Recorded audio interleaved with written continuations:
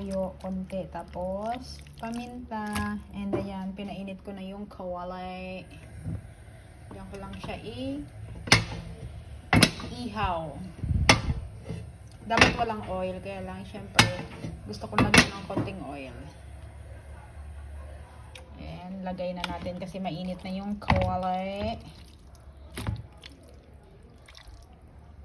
Pabaliktad muna, ganyan.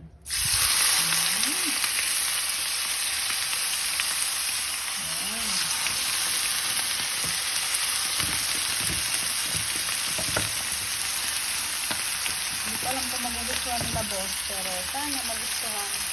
Barbecue naman yan. Minix ko na kasi ang chicken inasal. At ayan, takpan muna natin.